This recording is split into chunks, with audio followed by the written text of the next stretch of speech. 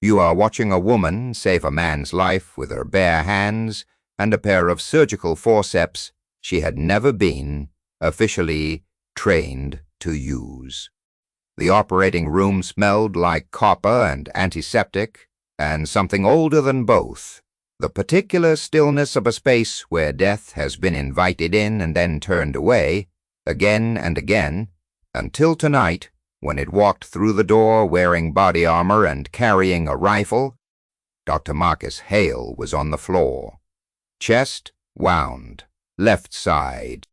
The bullet had entered just below the clavicle, and the exit wound wasn't there, which meant the bullet was still inside him, and the only person in OR3 who seemed to understand exactly what that meant was the woman who, 20 minutes ago, had been pushing a yellow mop bucket down the hallway outside. Her name badge said Vera. It had said Vera for 6 years. Nobody had ever asked what it was short for. She was not panicking. That was the thing the doctor, Renata Osei, second-year surgical resident, the only other medical professional left standing in that room, would describe later to investigators, her voice still carrying the tremor of someone who had witnessed something she lacked the vocabulary to categorize. Vera was not panicking. She moved with the kind of focused economy that Renata had only ever seen in surgeons with 30 years of experience, the ones who had done a thing so many times that the motion had been absorbed into the architecture of their bodies. Vera pulled on gloves. She assessed the wound with 2 fingers, and a look that lasted exactly 3 seconds. She said, quietly, to no one in particular, "Subclavian. Missed the artery. We have time. Not much." Then she looked at Renata, who was frozen against the far wall with a trauma kit hanging open in her hands, and said, "I need a number 15 blade, Metzenbaum scissors, and the longest Kelly clamp you have. Don't drop anything." Renata did not drop anything. Outside, the hospital was in lockdown. The shooter, a man who had walked into Mercy General Regional Medical Center at 9:47 on a Tuesday night with a grievance and a semi-automatic rifle, had been contained on the 2nd floor, but not before he had fired 11 rounds into a corridor. 2 patients, 1 orderly, 1 surgeon. The police were outside.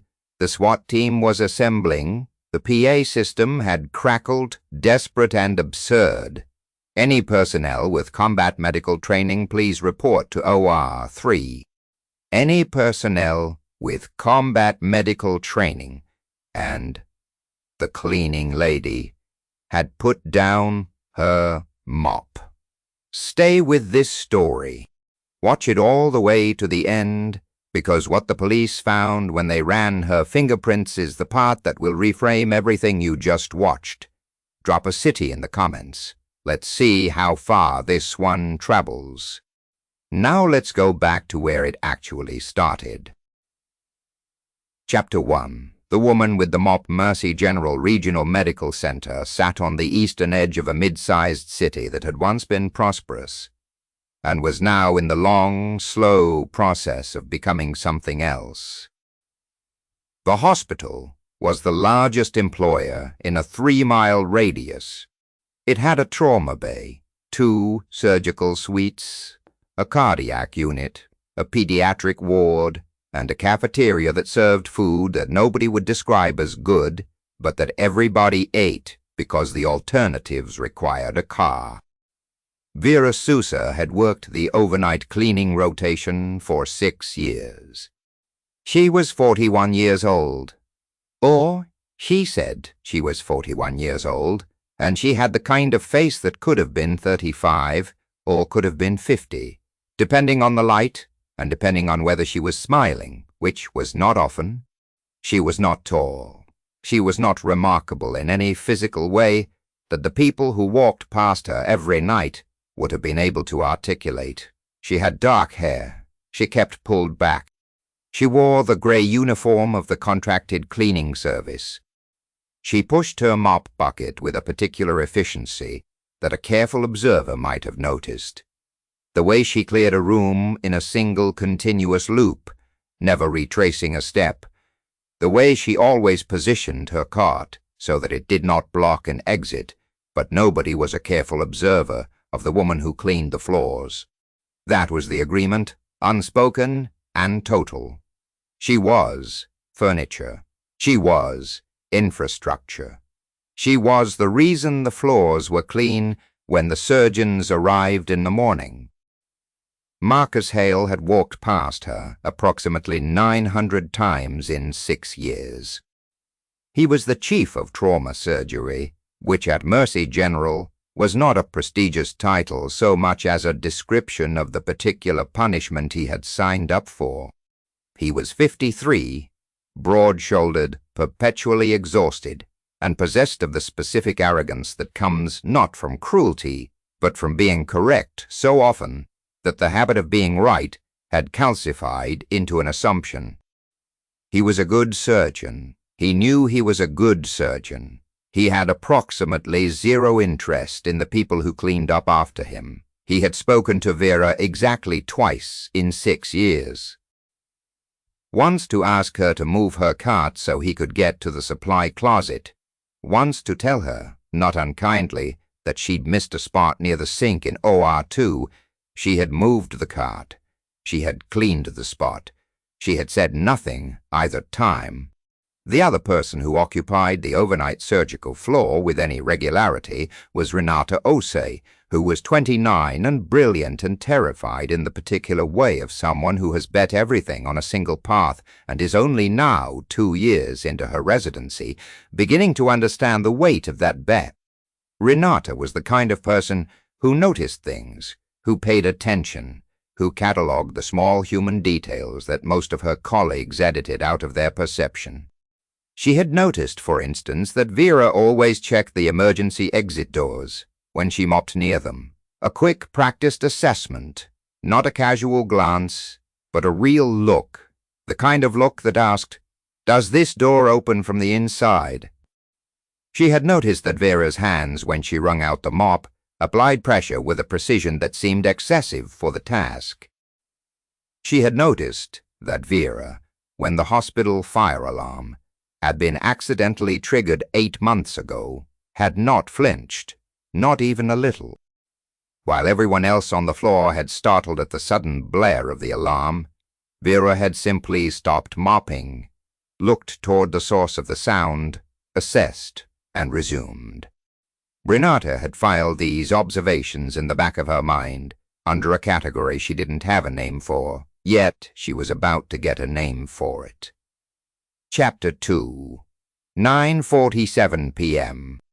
He was 34 years old, and he had been in this hospital 4 months ago watching his mother die, in a way that he believed was preventable, and he had spent the 4 months since then building a story in his head about who was responsible. This is not an explanation. It is not a justification. It is simply the sequence of events that placed him in the second-floor corridor of Mercy General at 9:47 on a Tuesday night, and the sequence of events that followed from that placement is the thing this story is about. He fired 11 rounds before a security guard named Paul Whitmore, who had worked the overnight shift at Mercy General for 11 years and who had a daughter starting college in the fall, managed to get a door between himself and Foss. The lockdown alarm at Mercy General was a sound that nobody who worked there had ever heard in a real emergency. They had heard it in drills. They had heard it accidentally twice when a maintenance worker, but the real thing had a different quality, and everyone on the floor knew it immediately, the way you know the difference between a car backfiring and a gunshot, even if you've never heard either before. Something in the frequency. The second floor went into chaos of the organized variety. Staff moving patients, locking doors, following the protocols they had practiced, but never believed they would need. The first floor went into a different kind of chaos, the unorganized variety, because the lockdown alarm on the first floor sounded different, more distant, and the information was incomplete. And incomplete information in a hospital at night produces a specific kind of fear that is worse than the fear of a known threat because it has no shape and therefore no edges. Marcus Hale was in the first-floor corridor heading back toward the surgical wing after a late consult when he heard the alarm, and then heard, 30 seconds later, the sound of gunfire from the floor above him. He moved toward the surgical wing because that was where the patients were, and because moving toward the problem was the only response his body had ever learned. He was halfway down the corridor when the stairwell door at the end of the hall burst open, and Derek Foss came through it. What happened next took approximately 4 seconds. The second round hit Marcus Hale in the left chest, just below the clavicle, and Marcus Hale went down. Paul Whitmore, who had followed Foss down the stairwell at a distance, came through the door behind him and tackled him to the ground, and the rifle skidded across the polished floor. And Foss was contained, and it was over in the sense that no more shots were fired. But it was not over in the sense that Marcus Hale was bleeding on the floor of the first-floor corridor. With a bullet inside him, Vera was 20 feet away. She had been mopping the corridor outside OR3 when the lockdown alarm sounded. She had stopped. She had listened. She had assessed. She had begun moving her cart toward the supply alcove, not running, not panicking, moving with the deliberate efficiency of someone executing a plan they had already made. And she was in the process of doing this when she heard the gunshots from the stairwell. She turned around. She saw Marcus Hale on the ground. She saw the blood. She saw the location of the wound. She processed all of this in approximately 2 seconds, and then she began moving toward him with a different quality of motion than she had ever used in this corridor before. Not the smooth, measured efficiency of the cleaning rotation, but something faster and more purposeful. Something that had been waiting underneath the other thing for a very long time. She knelt beside him without hesitation.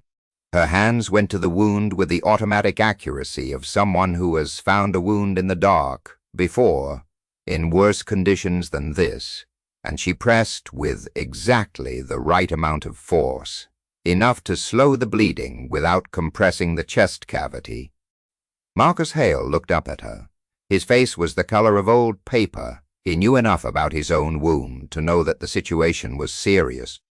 He also knew, in the way that a trauma surgeon knows things, that the hands pressing against his chest knew what they were doing. OR3, he said. His voice was surprisingly steady for a man who had just been shot. Get me to OR3. I know, Vera said. She looked up at Paul Whitmore, who was still on the radio, and said, I need a gurney from the supply room, right now, and I need someone to call the OR and tell them we're coming. Whitmore stared at her for a fraction of a second. The cleaning lady was giving him instructions, and then something in her voice, some quality of absolute certainty, overrode his hesitation, and he moved. Renata Osei had heard the shots from inside OR3, where she had been reviewing a case file. She had followed protocol, locked the OR door, moved away from the entrance, and she was on the phone with the charge nurse when the PA system crackled to life with the announcement that would later become the detail everyone remembered. Any personnel with combat medical training, please report to OR3. Any personnel with combat medical training, report immediately to OR3. The announcement had been made by the charge nurse, Linda Park, who had been a Navy corpsman for 4 years before going to nursing school, and who had assessed the situation in the corridor via the security camera feed and made a judgment call. She didn't know what she expected. She was hoping for anyone. She was hoping for a miracle. What she got was Vera Sousa, who appeared on the security camera feed, pushing a gurney down the corridor with Marcus Hale on it, one hand maintaining pressure on his wound, moving at a pace that was almost a run, but controlled, economical, not a single wasted motion. Linda Park watched this on the security monitor and said very quietly, to no one in particular, "Who is that?" Nobody answered her. Nobody knew. Chapter 4, or 3. The operating room was cold and bright and smelled like the particular chemical cleanliness that Vera had spent 6 years maintaining. She knew this room. She knew where every piece of equipment was. She knew which drawers stuck and which ones opened smoothly. She knew the layout of the supply cabinets and the location of the emergency kit and the exact distance from the door to the operating table because she had walked it 10,000 times. She transferred Marcus Hale to the table with Paul Whitmore's help. Renata Osei was at the door, and she looked at Vera with an expression that was equal parts relief and confusion, and Vera looked back at her with an expression that was simply, "We don't have time for either of those things right now." "What's your training?" Renata asked. "Enough," Vera said. "Gloves, number 15 blade, Metzenbaum scissors. Longest Kelly clamp you have. Move." Renata, move. What happened over the next 47 minutes was something that Renata Osei would spend years trying to describe accurately, because accuracy mattered to her, and the experience resisted it. She would say, in the official statement she gave to investigators the following morning, she performed a modified subclavian exploration using techniques I have only seen described in military trauma literature. Her procedural knowledge was exact.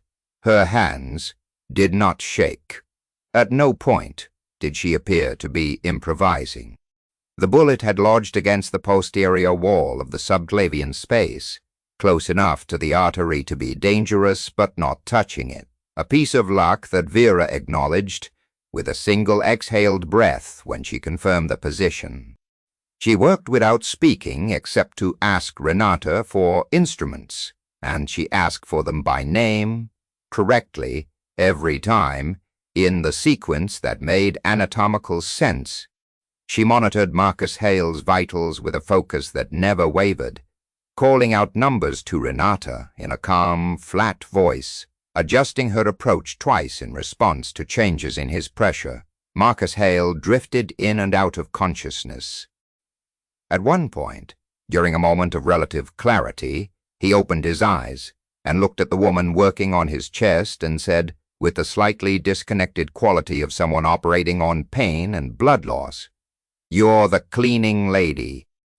"Yes," Vera said, without looking up. "You're saving my life. Working on it. What's your name?" She paused for exactly 1 second. Then, "Vera? Vera what?" She extracted the bullet. It made a small sound against the metal tray, a dense, final sound, the sound of a crisis reaching its conclusion. She held it up briefly, examined it, set it down. She looked at Marcus Hale with an expression that was not quite a smile and not quite anything else. "Rest," she said. "You'll need it." He closed his eyes. Chapter 5. The room after the SWAT team reached the first floor at 10:34 p.m., 47 minutes after the initial shots. They cleared the corridor, confirmed that Derek Foss was in custody, and began the process of accounting for everyone in the building. 2 patients had been injured in the initial chaos, cuts and bruises from the evacuation, nothing serious. The orderly, who had been in the corridor, had a graze wound on his forearm. Marcus Hale was stable on the table in OR3 with a packed wound and a pulse that had steadied over the last 20 minutes to something approaching normal. The SWAT team leader, a man named Captain Roy Dunbar, was briefed by Linda Park in the corridor outside OR3. He listened to her account of the evening with the careful, neutral expression of a man who has learned to receive extraordinary information without letting his face do anything about it. When she finished, he looked through the small window in the OR door at the woman in grey hospital scrubs. She had changed out of her uniform at some point, pulled a set of scrubs from the supply cabinet, who was completing the documentation of the procedure in a handwriting that was precise and small and completely legible. "The cleaning lady," he said. "That's what her badge says," Linda told him, and she extracted the bullet. She performed a full subclavian exploration, controlled arterial-adjacent bleeding, and stabilized a trauma surgeon with a chest wound. Yes. Dunbar looked through the window for another moment. "Then," he said, "I'm going to need to speak with her, you and everyone else," Linda said. Inside the OR, Renata was sitting in the corner with a cup of coffee that had gone cold, watching Vera complete the documentation with the slightly dazed expression of someone who has just witnessed something that has permanently reorganized their understanding of the world. She had been trying to formulate a question for the last 15 minutes. She had been unable to find the right one. Finally, she said, "Where did you learn that?" Vera did not look up from the documentation. "Learn what?" "The subclavian approach, the packing technique, the way you monitored his pressure, without equipment, all of it." A pause, the scratch of the pen. "I read a lot," Vera said. Vera set down the pen. She looked at Renata with an expression that was, for the first time that evening, something other than purely focused. There was something in it, not warmth exactly, but the acknowledgement of warmth, the recognition that this young woman had been steady when steadiness was required, and that this deserved something in return. "You did well tonight," Vera said. "You didn't freeze. You followed instructions under pressure. That's not nothing. You're deflecting," Renata said. "Yes," Vera said. "I am." She stood up. She looked at Marcus Hale, whose chest rose and fell with the reliable rhythm of a man who was going to be difficult and demanding and alive, which was the only outcome that had ever mattered tonight. Then she walked to the door where Captain Dunbar was waiting. End of Chapter 6. The Questions Dunbar was a methodical man. He had been a cop for 22 years and a SWAT commander for 9, and he had interviewed people in the aftermath of violence more times than he could count, and he had developed a reliable taxonomy of the responses: shock, adrenaline crash, heroic inflation. He knew which category most people fell into, and he knew how to read the category to understand what had actually happened. Vera Sousa did not fit any of his categories. She sat across from him in the small administrative office off the main corridor, still in the borrowed scrubs, hands folded on the table in front of her, and she answered his questions with a precision and economy that made him feel slightly, "Your name is Vera Sousa. That's what my badge says. Is that your legal name?" "A beat. It's the name I use." He noted that. "How long have you worked here?" 6 years. "And before that?" "Various things." "Not particularly." He leaned back. He looked at her. She looked back at him with an expression of complete, unhurried calm, and he had the distinct sensation, he would describe it later to his partner as the most unsettling interview experience of his career, that she was waiting for him to ask the right question. "The procedure you performed tonight," he said. "The surgical procedure. Where did you receive that training?" "I've had some medical training." "What kind?" "The kind that's relevant to tonight, Miss Sousa." "I saved his life," she said. Not defensively, not proudly. Just as a statement of fact offered to clarify what the conversation was actually about. "He's stable. The bullet is out. He's going to recover. That's the outcome. Everything else is a different conversation." Gunbar looked at her for a long moment. Then he said more quietly, "I'm going to need to run your prints." She nodded. "I know. You're consenting." "I'm not obstructing," she said, which was not exactly the same thing, and they both knew it. He ran her prints on the portable scanner his team carried. The result came back in 40 seconds, which was normal. What was not normal was what came back with it. A flag. A federal flag, the kind that Dunbar had seen exactly twice in his career, both times in circumstances that had resulted in phone calls to people whose names he was not authorized to repeat in a report. The flag did not say what was in the file. It said who was authorized to see the file. And the list of authorized personnel did not include Roy Dunbar, or anyone in his chain of command, or anyone in the state police, or anyone in any law enforcement agency below a certain federal threshold. The flag said, "Pentagon clearance required." Dunbar stared at the screen for a long moment.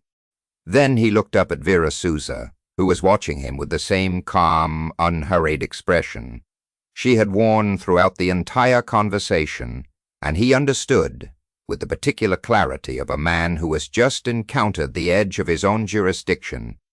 "Is there anything you want to tell me?" he said. She considered this. "He's going to need a follow-up scan in the morning," she said. "The bullet was close to the posterior wall. You want to make sure there's no delayed bleed." He stared at her. "That's what I want to tell you," she said. Chapter 7. The File. The flag on Vera Souza's fingerprints reached the desk of Special Agent Dana Marsh at the FBI's field office at 12:19 a.m. Marsh was 44, 15 years in federal law enforcement, and she had a particular specialty in cases involving individuals whose official histories did not match their demonstrated capabilities. She had been pulled out of bed for exactly this kind of thing before. She was not happy about it, but she was awake and professional and already on the phone by the time she reached her car. The file on Vera Souza, the real file, not the employment records at the cleaning company, not the social security number that checked out to a woman from Bridgeport who had died in 2003, required a specific clearance level to access, and what she found in the file was the kind of thing that made her sit in her car in the parking garage for 3 minutes before she could continue reading. The name on the file was not Vera Souza.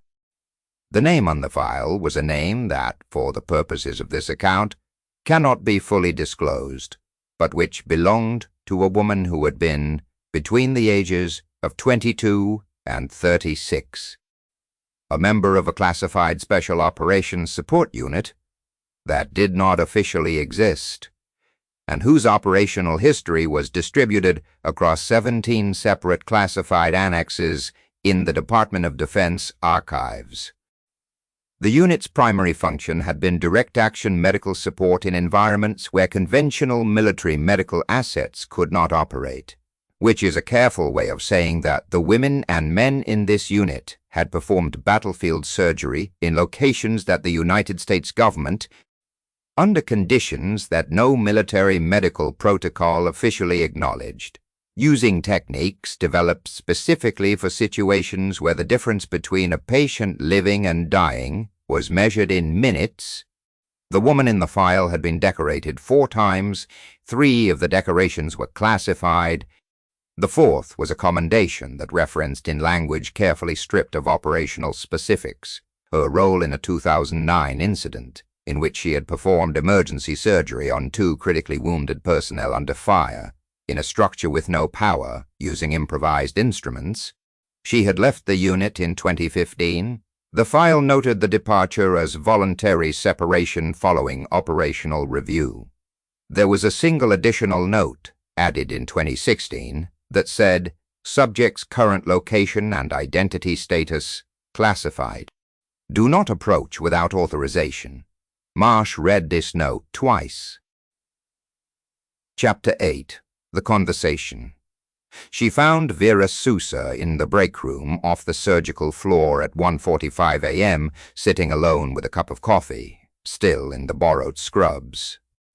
The hospital was quieter now. The police presence had reduced to a few officers. The SWAT team had cleared out. The patients had been settled, and the particular exhausted stillness of a building that has survived something terrible had settled over everything. Marsh sat down across from her. She did not show her badge. She did not introduce herself. She placed a single photograph on the table between them, a photograph from the file, black and white, taken at some kind of official function, showing a woman in military dress uniform who was unmistakably, despite the years and the different context. Vera looked at the photograph for a moment. Then she looked up at Marsh. "Who sent you?" she said. "Nobody sent me," Marsh said. "The flag sent me. I work federal. I'm not here to take you anywhere. Then why are you here?" "Because I need to understand what happened tonight. A man was shot.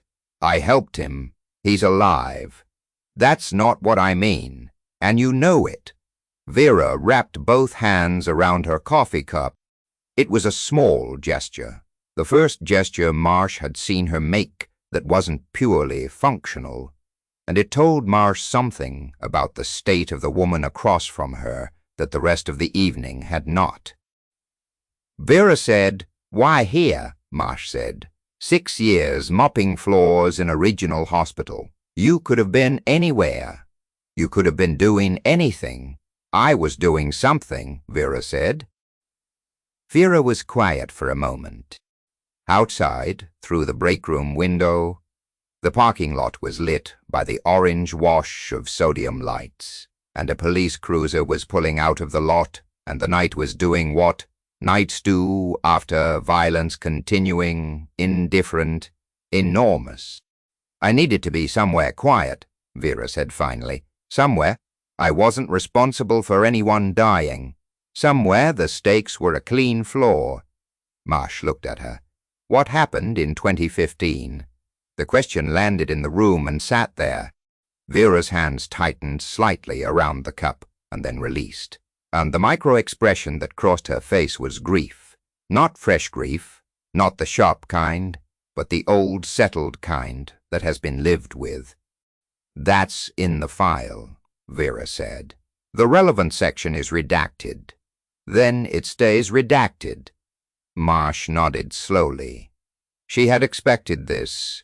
She looked at the photograph on the table between them, then back at Vera. "The surgeon. Marcus Hale, he's going to want to know who saved him. He knows who saved him. The cleaning lady. He's going to want to know more than that." "People usually want more than they're entitled to," Vera said. "That's not new." Marsh picked up the photograph. She looked at it for a moment. The young woman in the dress uniform, straight-backed and formal, with the particular expression of someone who has learned to be still in front of a camera. She put it back in her jacket pocket. "The flag on your file," she said. "The do not approach notation. Whoever put that there was trying to protect you. I know. I'm going to have to report that I made contact. It might complicate things." Vera looked at her agent, she said, and the word confirmed what Marsh had not said, which was her title. "I've been complicated before. I'll manage." She looked at the woman across the table, the cleaning lady, the ghost, the decorated special operations medic who had spent 6 years being invisible in a hospital corridor, and she felt the particular mixture of admiration and sorrow that comes from understanding the weight a person has chosen to carry. "For what it's worth," Marsh said, "what you did tonight was extraordinary." Vera looked at her coffee. "What I did tonight was necessary," she said. "Those aren't the same thing," Marsh left. Vera sat alone in the break room with her coffee and the sound of the hospital settling around her, and she was very still, and the fluorescent light was very bright, and outside the sodium lights in the parking lot hummed their orange indifferent hum, and somewhere above her, a man breathed steadily in and out, because she had made that possible, and she let herself have that just for a moment before she stood up and went to find her mop. Chapter 9. The morning Marcus Hale woke up at 6:17 a.m. with a chest that felt like it had been used as a construction site, and a clarity of mind that surprised him, given everything. There was a morning. There was the particular quality of early light through hospital blinds that he had seen from the other side of the bed 1,000 times, and never from this side. Renata Osei was in the chair beside him. She had not gone home. She had not been able to. She had sat in the chair beside his bed since 3 a.m., when the overnight team had moved him to recovery, and she had followed. And she had spent those 3 hours thinking about what she had witnessed and trying to find the right frame for it. When he opened his eyes, she said, "Good morning, Renata," he said. His voice was rough. "What happened?" "You were shot," she said. "You're going to be fine. The bullet is out." He processed this. Vera, the cleaning lady. Yes.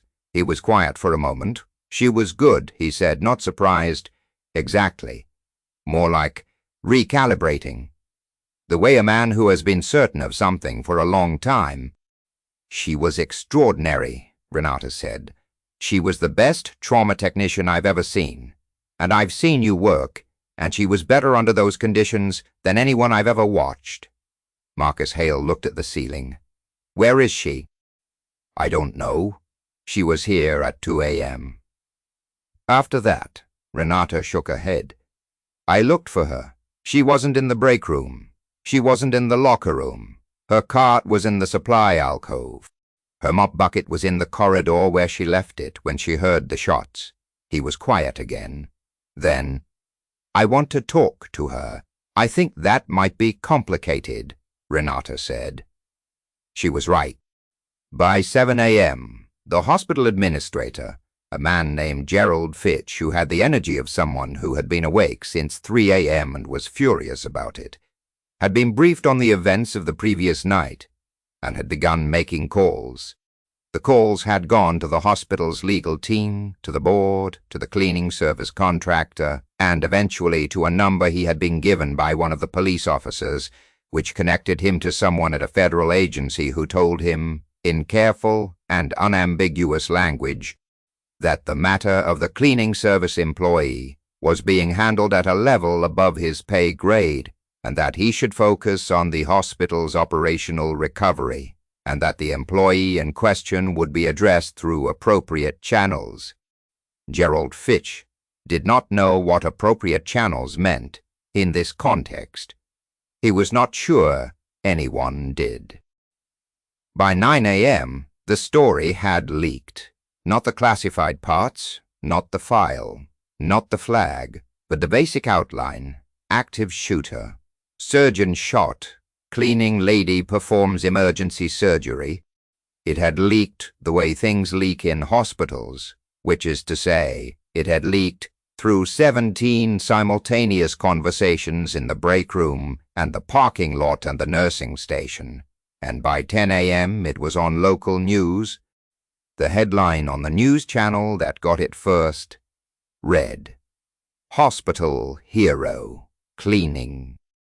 The photograph they used was a security camera, still blurry, taken from above, showing a woman in a gray uniform pushing a gurney down a corridor with one hand maintaining pressure on a wound, moving at a controlled near run, her face not visible but her posture communicating something that the camera had captured without understanding. Practiced purpose. The comments on the article within an hour numbered in the thousands. Nobody knew her last name. Nobody could find a social media presence. The cleaning service contractor, when reached for comment, said that their employee records were confidential, and also that they were reviewing the situation, which was the kind of statement that meant they had no idea what was happening and were hoping someone else would figure it out first. Vera Souza, if that was her name, had finished her shift and gone home, and nobody knew where home was. Chapter 10. What Remains. 3 weeks after the night of the shooting, Marcus Hale returned to Mercy General for the first time in a medical capacity. He had been cleared for limited duties. Consultations only, no surgical work for another 6 weeks, and he walked through the front entrance in the morning light with the particular careful gait of a man whose body has recently reminded him that it is not invincible. He went to the surgical floor. He spoke to Linda Park, who was at the nursing station, and who looked at him with the expression of someone who has been waiting for this conversation. He asked about Vera. Linda told him what she knew, which was not much.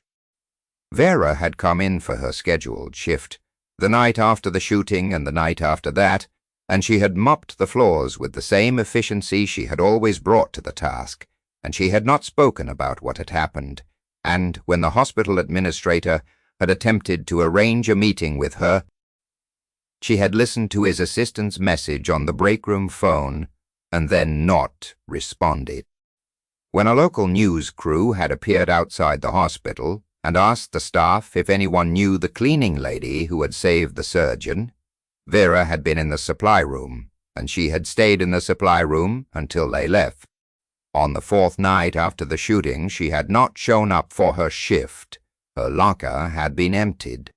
The cleaning service contractor had received a resignation submitted via email from an address that no longer existed when they tried to reply to it. There was no forwarding address. There was no phone number. She was gone. Marcus Hale stood in the corridor outside OR 3 and looked at the floor she had mopped for 6 years. It was clean. It was always clean.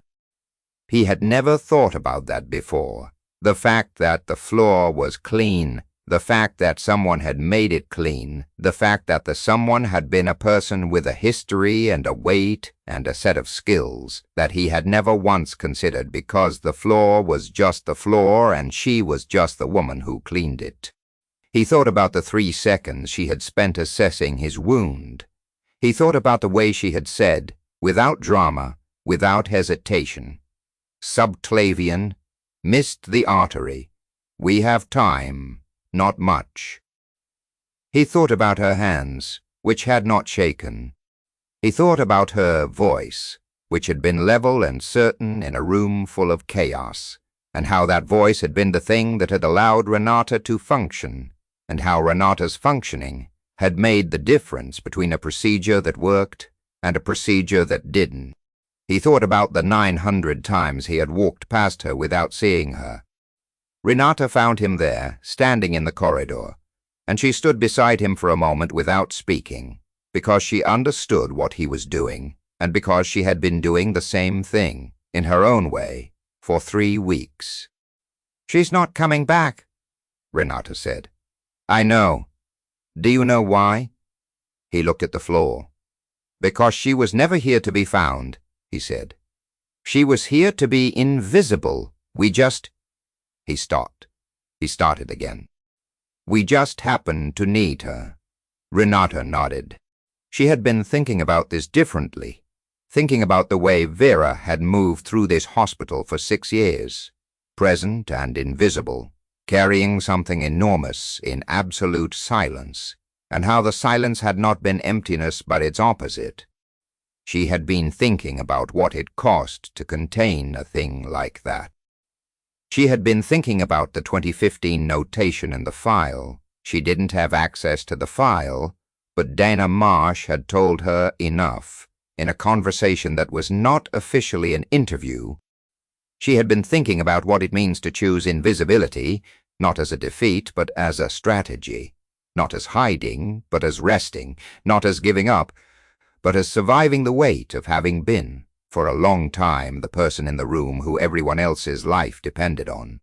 She had been thinking about the moment Vera had heard the PA announcement, "Any personnel with combat medical training and had put down her mop, not because she had to, not because she was discovered, not because the choice was made for her, because a man was dying, and she was the only person in the building who could stop it, and whatever she had been trying to be for 6 years, she was still, underneath it, the person who did not walk away from that.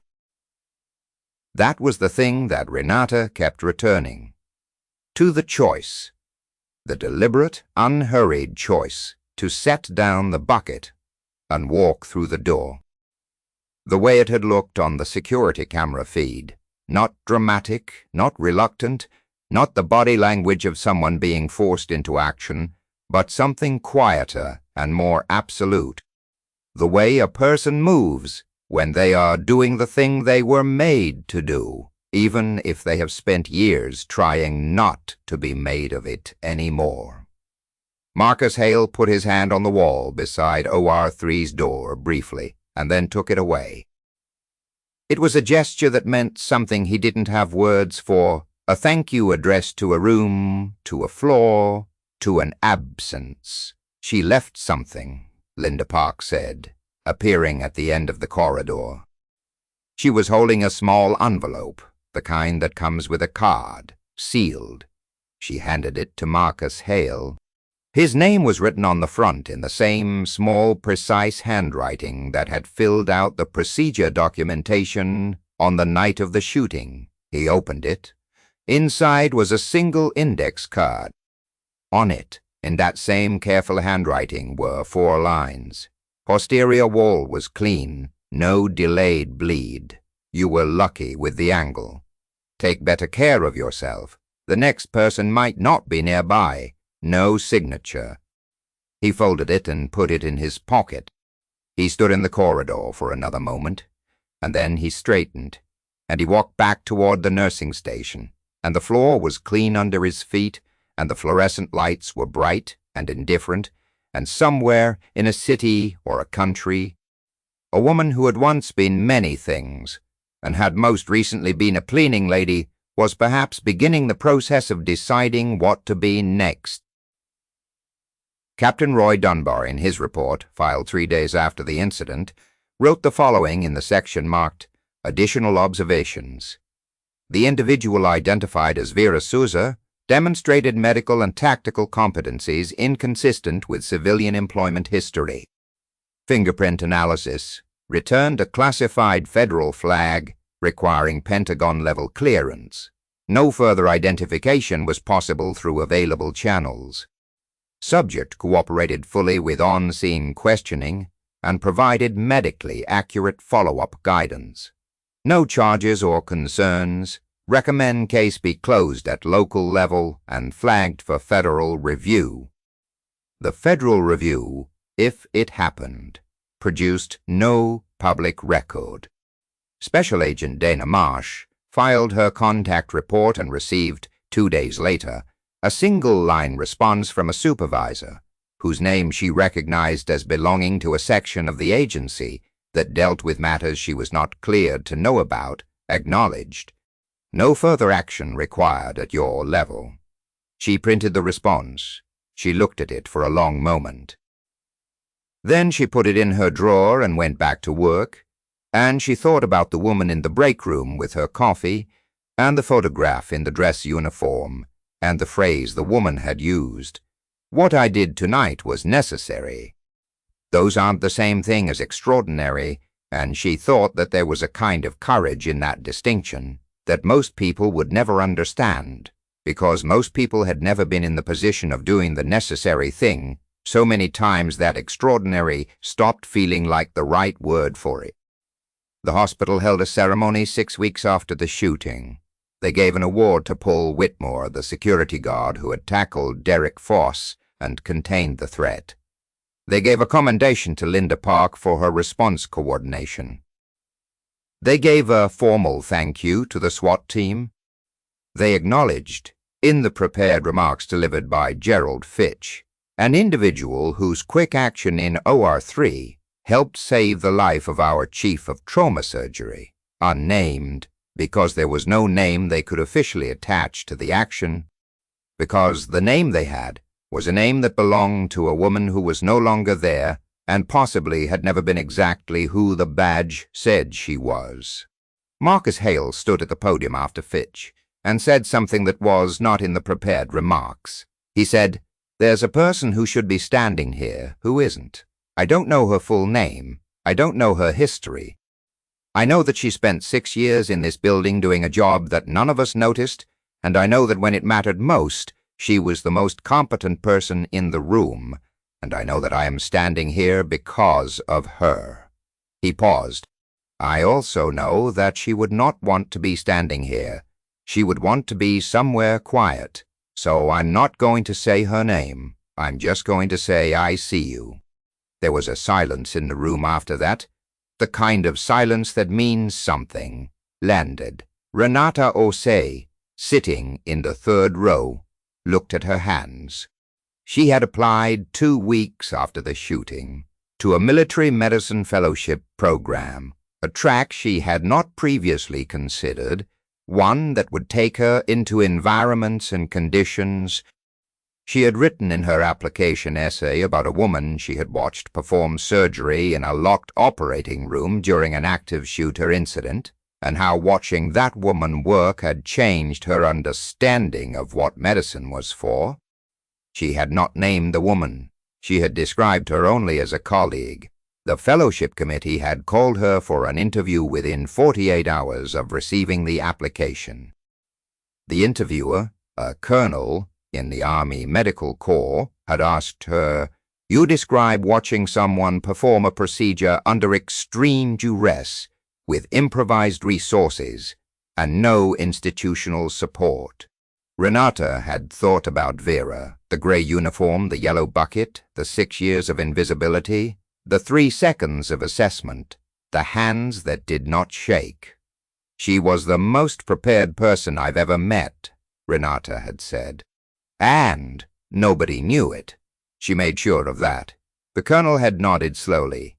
"That's a particular kind of discipline," he said. "Yes," Renata said.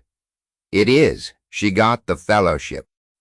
The yellow mop bucket sat in the supply alcove of the 1st-floor surgical corridor for 11 days after Vera left, because nobody moved it, and nobody threw it away, and it became a kind of landmark. The staff walked past it, and some of them didn't notice, and some of them did. The way you feel something when you encounter the evidence of a presence that is no longer there. On the 12th day, the new cleaning staff member, a young man named Torres, who had started the week before, and who knew nothing about any of this, moved the bucket to a different alcove because it was in his way, and that was the end of that particular memorial. But the floor stayed clean. It was always clean. Someone always made it clean. And somewhere in the vast ordinary world that contains, if you know where to look, an extraordinary number of people who have been extraordinary in classified locations and have chosen, for reasons of survival or grief or exhaustion or love. A woman who had once been many things was drinking coffee in the morning light and thinking about what came next. Maybe nothing, maybe quiet, maybe another floor in another building, another 6 years of being the infrastructure, the invisible, the woman whose name nobody asks. Or maybe someday, another PA announcement. Another room where the only person who can do the necessary thing is the person nobody thought to look at. She would be ready. That was the part she couldn't turn off, the part that had walked through the OR door when everything else in her had wanted to stay in the corridor with the mop. The readiness, the knowledge, the hands that remembered what they knew. You can leave a unit, you can change your name, you can mop floors for 6 years in a hospital where nobody knows your history and nobody asks your last name, and the biggest decision you make on any given night is which corridor to start with. You cannot unmake what you were made into. In the years when the making was happening, in the places that don't appear on maps, in the operations that don't appear in records. You carry it. You carry it quietly, under the gray uniform, behind the name badge, in the hands that wring out the mop with a precision that is, if you know what to look for, slightly excessive for the task. And when the moment comes, when the PA crackles and the voice says, "Anyone, please, anyone," you put down the bucket. You walk through the door, you do the necessary thing.